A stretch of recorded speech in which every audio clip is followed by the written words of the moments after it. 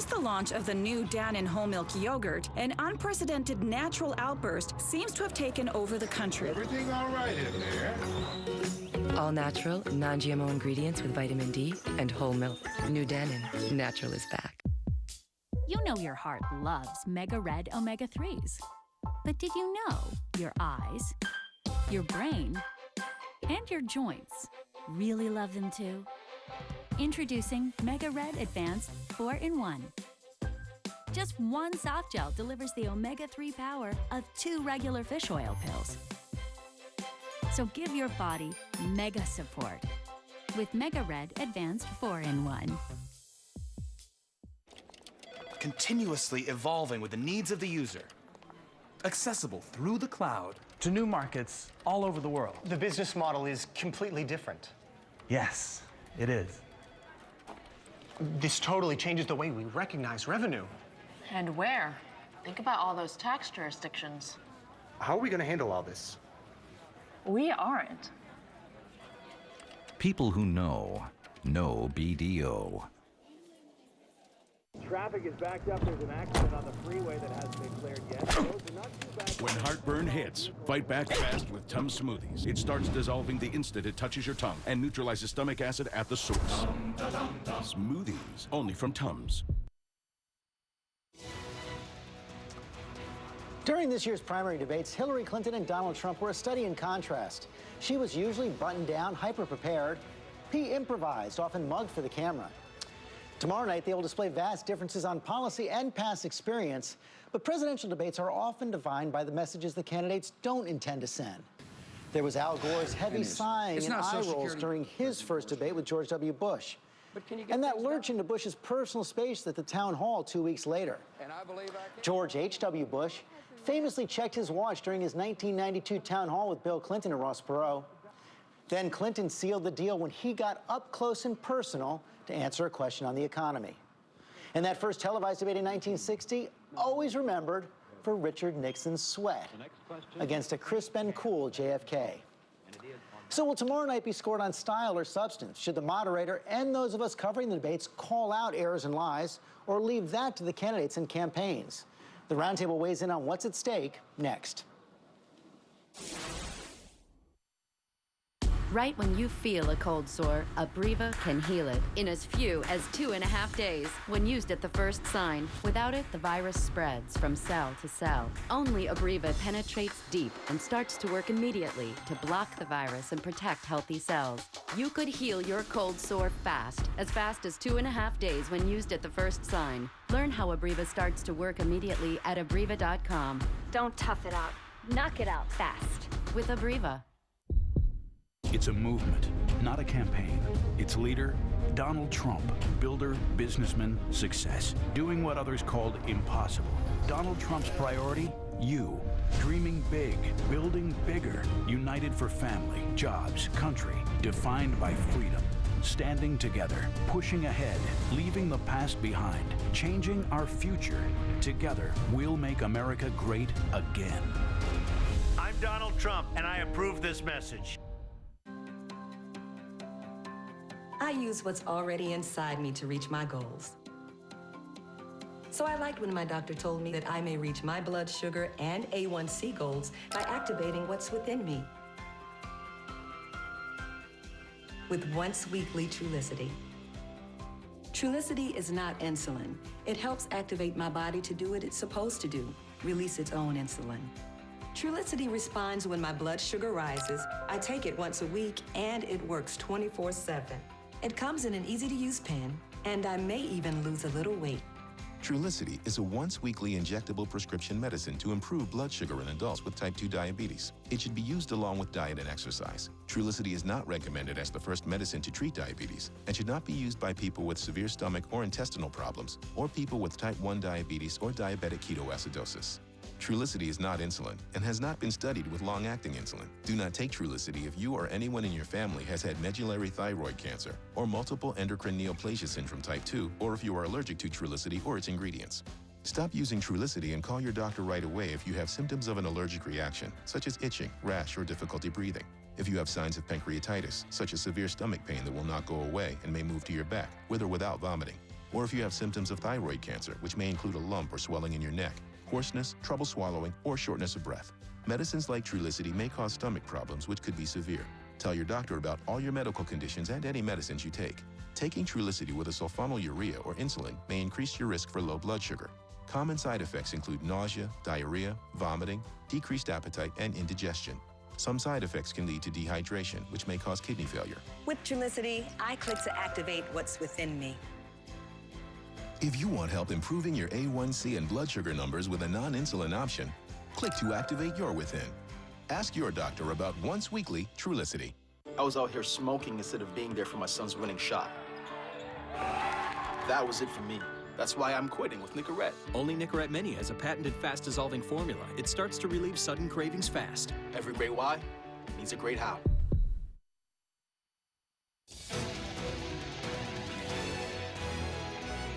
My advice I have for him, since he's been my friend for 28 years, is to be himself. Be yourself and explain what motivates you. The key thing, I think, is to be yourself. It's important for him to control the tempo of the debate. It's not about knowing more facts.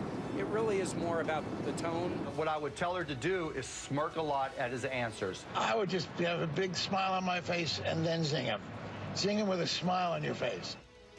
Everybody's got advice for the candidates tomorrow night. Let's talk about it now on our roundtable, joined by our chief political analyst, Matthew Dowd, Maggie Haberman from the New York Times, Democratic strategist Jamal Simmons, Republican strategist Alex Castellanos, and Katrina Vanden Heuvel, editor of The Nation. I want to get to that advice in a minute, Matthew Dowd, but let's begin with the threshold question. We know a lot of people are going to watch tomorrow night, probably 100 million people. We also know that in the past, generally, debates have tended to reinforce where the race is already going rather than make a big difference. Is tomorrow night different?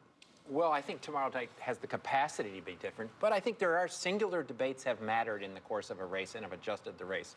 2004, George W. Bush was leading by 6 points before that first debate, did very badly, the race went to tied. The same was true in 2012. Obama had a consistent lead before that first debate, Kerry did well, and then Kerry... But it kind of bounced back to where it was. I thought you were going to go back to 1980 and Ronald Reagan. I think this race trades on such small margins. This is a race that trades between 0 and 5 or 6 points, that any movement in that by 2 or 3 points, it's pretty much set for 85% of the country, but that movement in the 2 or 3 points can make a difference. That's a good point. The margins matter this year. I think that's right, and I think the debates, to your point, we remember the moments, but they're not won on moments. Obama lost that first debate. He won the other two. The race basically went back to where it was. This is going to be playing for a very small number of undecided voters who will potentially be turning in. We know a ton about these candidates. The public knows a ton about these candidates. The X factor, I think there's two. One is this is the first woman on a debate stage in a general election. I don't know how that's going to play for an audience that is still, low information and just tuning in. In terms of Trump, he has never done a one-on-one debate, and that really can't be understated. In the primary debates, he was 1 of 10, and he would recede into the background a lot. Alex Castellanos, that is the big difference tomorrow night for Donald Trump. 90 minutes, only one opponent, one moderator on the stage. But he has also been on our TVs, on every screen we've got now incessantly for a year. So has Hillary Clinton. I mean, these candidates are in our soup. They're everywhere. And they're like 2 cups of water that are already full. The American people know these people. We've been with them a long time, which is why it's going to be very hard for anyone's opinion of them, I think, to change. It's hard to pour more water into that full cup. So now what could change? Why do we have debates anyway? Well, if it were just about policy or IQ, we'd give them the SAT.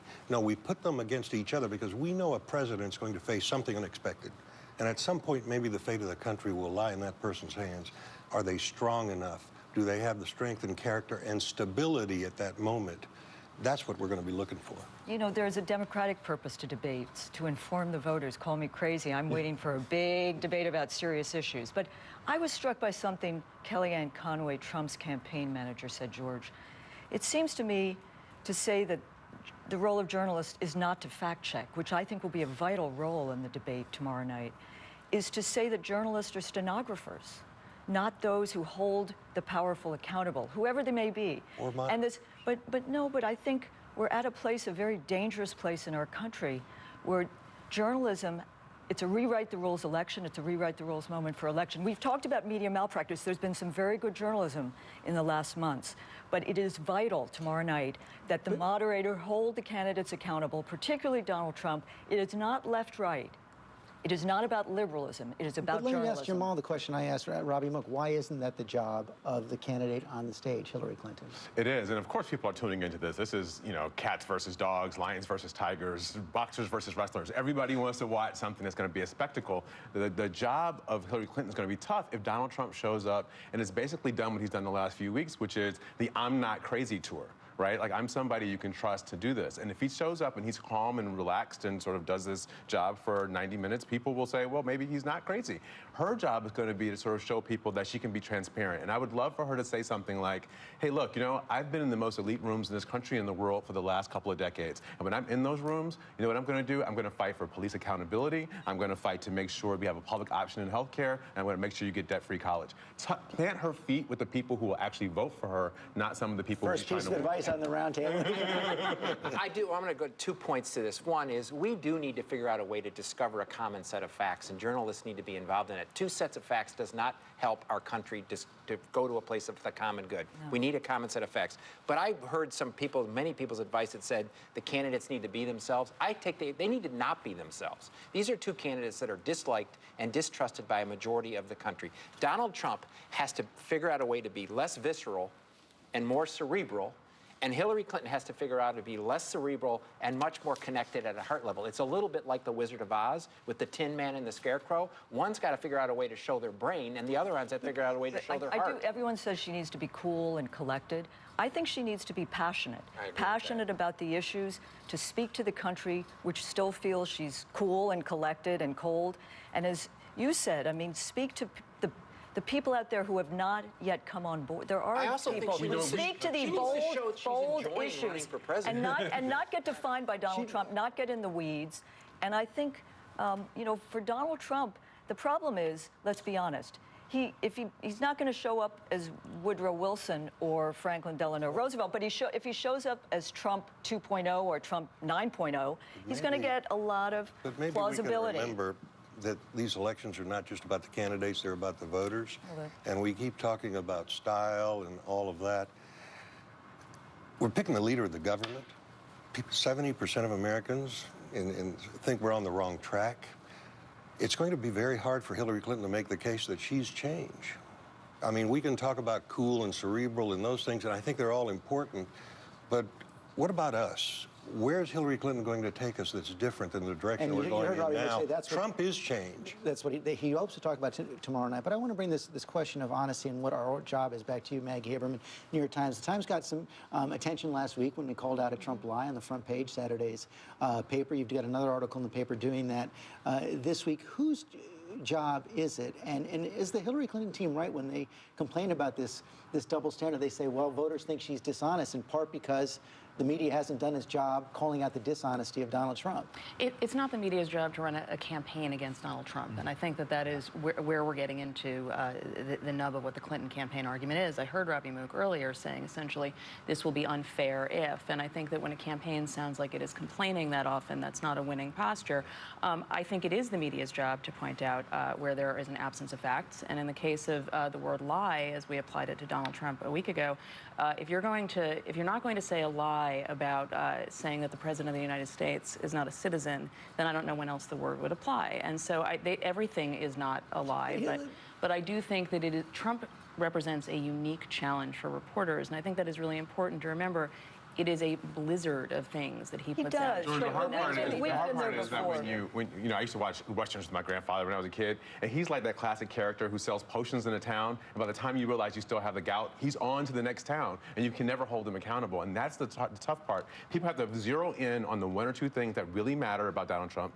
Hillary's job may be to do that at the debate, zero in and not let him off the mat, really go at it. But yet people see Donald Trump as more honest than Hillary Clinton. That is a false well, excuse me, but the point being that when he says things like, you know, Americans in our cities are in the worst shape ever, he speaks in hyperbole because in today's media culture, that's how you get attention. And by the way, if you're living in a city that's crime-ridden and your kids are failing in school, for you, this is the worst time You think ever. most people buy that? I think most people understand what he's saying, and that is that things ought to be, we don't have to settle for the way things are now. That the cities, our inner cities especially, and these are little islands of poverty and despair, and more of the same is failing those people, and we need to do something about it. So yes, I think people understand what he's saying. I think the president called him out pretty well. I mean, what did Trump say? That African Americans are living in the worst times that they've experienced? Yeah. I mean, an 8-year-old would say, you know, what about slavery? But so I think, but I think what Maggie said, doesn't always speak talking literally. About salesmen, we've talked on the show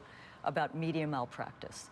There are different media in this country. David Fahrenthold at the Washington Post is doing remarkable work exposing Donald Trump's university, the charity. But I think the role of journalism is to call out lies. I think this country went to war in Iraq because a media failed to do just that. And it has been, and so Trump poses unique challenges, but we've been there before, and I do think the role of media... There's a difference between whether the media has been calling Trump out consistently, which I think the media has done much more of than you are allowing in for. The last few months. No, I disagree with that, and whether voters care, and whether it is bothering But voters. Maggie, there's a difference between the New York Times and cable TV. And let's be honest, what's happened to our media on cable TV, and it is acknowledged now, I think, there is a conflict between media as a profit center and media as a factual reporting, truth-telling institution. Partisans of each side want the media to become their It's campaign. not a left-right thing. Wait, I'm just saying that when you have this conversation, the partisans want the media to become their arm of their campaign. Ultimately, this campaign is going to be decided by Hillary Clinton and Donald Trump. The media is not going to determine the result of this. I think the biggest failing so far in the last 2 weeks is the fact that we have only 2 candidates sitting. As I agree with Gary Johnson. He's on 50 ballots. He's polling better than Ross Perot did. He's not polling better than Ross Perot. He's polling better than Ross Perot did when Ross Perot got back in the race in '92 in the summertime. And when you take a look at this race, and the fact that the debate commission, which is stacked by the 2 political parties, rigged this in such a way that they can't get on stage, it doesn't help the country. You know, the debates used to be run by the League of Women Voters. You get this commission, and the campaigns come in and bully it. And I think we do need a debate with the third-party candidates who rise to 2 or 5%. However, as Bernie Sanders said to me in a Nation interview, this is not a year for a protest vote. Well, that is a broader. This is not. There's too much at stake. We're talking about Mark Cuban and Jennifer Flowers getting invited by the campaigns and not Gary Johnson? No, there should be a debate with the third-party candidates because you need those ideas in our bloodstream. Well, but there should be a debate about it. There should be a debate about the fact that we've got American cities right now with people on the streets who are literally trying to burn them down, and nobody's really talking about that in the context of the debate. And frankly, the Clinton campaign could do more to plant their feet on that issue and really set it out. But Gary Johnson talked about it today. Just about out of time. I want to go around the table. Will there be a winner tomorrow night? If so, who will it be? No. Who defines winner? Debates should not be duels. There'll be a winner. I think Hillary Clinton's going to come out of this debate and she's going to take this sort of solid 4 or 5 point lead that she had before the conventions. I don't know who the winner will be. I guarantee they will both blame Lester Holt in one direction or the other. Well, and we've seen Trump actually on one-on-ones. He doesn't do very well with the president of Mexico. He didn't talk about the wall. When he went to that church in Flint and the pastor told him to stop doing politics, he backed down. But later, Trump wins the Twitter. He's like a Twitter thug. I mean, he goes out there and that's a good point. We'll end on that point. A lot will depend on what happens on social media after the debate in the echo chamber in the days after. Thank you all very much. Up next, the unlikely diplomat taking center stage in New York. Who let the grieving husband contaminate my crime scene? New story. When a wife is murdered, 9 times out of 10, the husband did it. New suspect. Did he? Cornell is a good cop. She will figure it out. Or didn't he? I did not kill my wife. If you want to arrest me, come and get me. Secrets and Lies premieres tonight, 9/8 Central on ABC. He may be the most colorful new diplomat on the world stage. Boris Johnson, the former mayor of London who became Great Britain's foreign minister after that surprise Brexit vote. He's called President Obama part Kenyan, compared Hillary Clinton to a sadistic nurse, and promised to avoid certain parts of New York to avoid meeting Donald Trump. But he was here in the city of his birth for the UN General Assembly this week, and we sat down for an interview just as the ceasefire in Syria was falling apart and Syrian government troops backed by Russia launched a fierce assault on Aleppo. The ceasefire seems to have collapsed. Can anything be done? On the face of it, it looks satirical that you've got attacks going on in Aleppo whilst we're all sitting here having our delectable disputations about ceasefires and all the rest of it. Actually, I think it's vital that we continue to talk. While there's any chance at all that the Russians can be persuaded to do the right thing by Syria and the world, call off Assad's troops, stop the carnage and the bombing. It does get to the broader question of what kind of game Vladimir Putin is playing, not only in Syria, but all over the world. You know, you see him going into Ukraine. Just this afternoon, American members of Congress say that Russia is trying to influence our elections here. Russia feels, and this will be no surprise to you, that as Putin has said, that the collapse of the Soviet Union was one of the great disasters of the 20th century, and there's if not a revanchist spirit, there's a spirit of assertiveness, a desire for Russia to have prestige on the world stage. Now, do you know what? I've got no problem with Russia having prestige. I've got no problem with people thinking the Kremlin is powerful, if they use that power and influence to good ends. But are they doing that? And one way they can do that right now is tell Assad to stop the bombing in Aleppo. They have the ability to make this happen. Is Vladimir Putin showing up the West? You know, if you look back at what happened in the last 2 or 3 years, you look back at the sequence of events in Syria, the decisions of my country, of your country, and not to intervene. Look, there's no question. We left that door open. We failed somehow to have the imagination to think that that was what Putin might do. We've now got to deal with it. Let's talk about Brexit. You're probably foreign secretary now because of that vote. Is it really going to happen? Yes, it is. Theresa May, our Prime Minister, has said very clearly that Brexit means Brexit, and we're going to make a success of it. A lot of people look at that vote and they say the themes you emphasize, control of trade, control of our borders, are exactly the themes that Donald Trump is hitting here. I think there's a sort of false analogy between Brexit and events in American politics or anywhere else in the world, because I don't want to get dragged into the American election. Brexit was about democracy. The problem is that our trade policy was handed lock, stock, and barrel 43 years ago to the Commission of the European Union. So we've got a chance to take back control of our WTO schedules in Geneva, our World Trade Organization, how we run our tariffs, and do deals. You're familiar with the British comedian and commentator John Oliver? Let me give you just a taste more of Britain's new chief diplomat, because he's referred to Papua New Guinea-style orgies of cannibalism. He's referred to Africans using these words, which I'm not going to repeat. He's compared Vladimir Putin to Dobby the house elf. You know, he's huge here. And I think he's hilarious. But I don't think he's as well. I may be wrong. I never watch TV anyway. But I don't think he's as much watched in the UK as he is. Maybe that's good for you. He calls you the least diplomatic diplomat in existence, and everybody's looking back at the things. Yeah. I know exactly what you're going to say. You know, no. Okay, well, we can have the recitation of, you know. I won't recite it. You go ahead and give me the answer. That's right. Give me the litany, the Hillary, Trump, Obama, the catechism of shame and embarrassment and the gaffes. First of all those little nuggets are taken out of context. Number two. Actually, the amazing thing is people are so not interested. So nobody's asked you for an apology? Not a sausage. So you haven't had to trim your sails at all? No. I think it'd be great. I mean, I think it would be a mistake to try to do so, because if you play much cricket, do you ever play cricket? Not since Oxford. Yeah, okay. Well, cricket. Well, the thing about cricket is, if you try to do a very cautious stroke, in my experience, you always get out anyway. So you might as well try and hit the ball to the boundary if you can. You are back in the city of your birth, so I have to ask you a question about your last visit here, because I can't believe it's true. A little girl on the street mistakes you for Donald Trump? No. It was. She wasn't a little girl. She must have been about 20 or so, and it is absolutely true to say. I was having my photograph taken. She said, you know, whatever. Gee, is that Trump or something? So there you go. It is, I'm afraid, true. Very hard thing to live down. But that is not a comment on the U.S. election. I got it. Thank you for joining us. Thank you. My pleasure. He was not going to get dragged into the election. I don't see the resemblance to Donald Trump. We'll be right back after this from our ABC stations. Who can name the third president?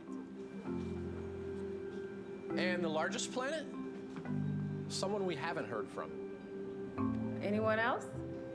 Through Internet Essentials, Comcast has connected more than 3 million people in need to low-cost, high-speed internet at home, helping to make sure that every hand in the classroom goes up. Okay, Veronica. Amphibian. Excellent. Welcome to a brighter future. Comcast.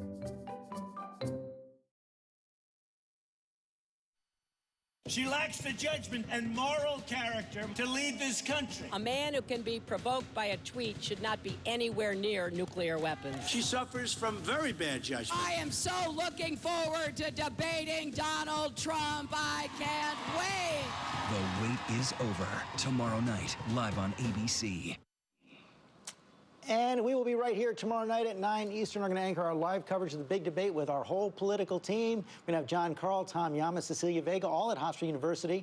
Martha Raddatz, she's going to moderate the next debate. Also David Muir, Byron Pitts, Matthew Dowd, and Cokie Roberts. That is all for us right now. Thanks for sharing part of your Sunday with us. Check out World News Tonight, and I'll see you tomorrow on GMA.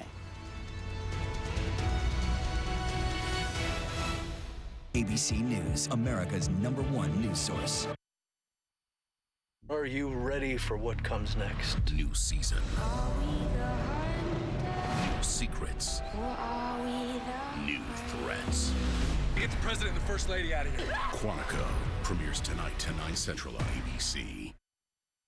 ABC 7 presents Score Stream. It's real-time high school scores plus video. Powered by you, the fans. Download the free app now. With Score Stream, you enter the score from the stands, feeding the ABC 7 sports ticker and the WJLA.com sports page. Upload game video to Score Stream and you can see it during our newscast. Fans, take charge with ABC 7 Sports and Score Stream. Download the free app now, powered by ABC 7 News. Q50 holding short runway 19 right. Q50, do you copy? 227, runway 19 right. Roger that. Q50, clear for takeoff? Clear for takeoff. The 2016 Q50 from Infiniti. Lease the all-wheel drive Infiniti Q50 2-liter turbo for $319 a month. Visit your local Infiniti retailer. Jonathan Elias and Michelle Marsh, weeknights on News Channel 8 at 10. Going back to a year ago, did you really think you had a good chance at being here today? I guess the answer is I wouldn't have done it if I didn't. You know, I'm not looking to lose. On the eve of the great debate, Donald Trump answers a few questions you might not hear Monday night. Do you see yourself banning reporters from certain events and things like that? With polls showing Clinton and Trump neck and neck, tomorrow's debates are more high stakes than usual. Both candidates have such high negatives and so much to prove. How important is it that they just get out clean? This summer, wildfires in the West are burning bigger, hotter, and faster, consuming not only the landscape, but the budget of the agency charged with fighting the fires. We need Congress to act, and we need them to act now.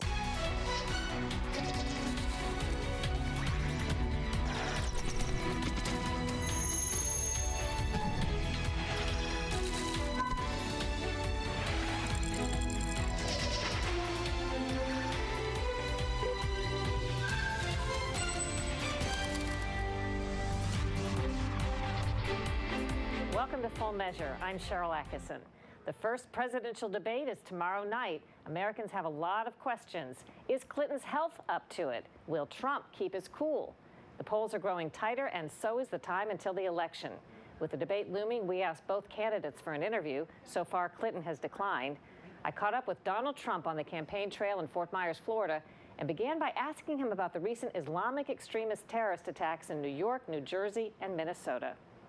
Some of the analysts and some people who are experts, as well as some in the media, seem to go into contortions to try not to say early on it was a possible terrorist event. That's true. They want to go in and they just don't want to say that because that offends some people, including our president. They don't want to mention the term radical Islamic terrorism under any circumstance, including Hillary Clinton. I laughed this morning when I see her on television saying how she's going to do this and that. She's been there for 30 years. She hasn't done anything. I mean, she's all talk and no action. But she was saying that she's going to do this, and I'm the one that's been talking about this for a long time, as long as you've known me. And this is radical Islamic terrorism. It has to be dealt with sharply. It's the only language that they're going to understand.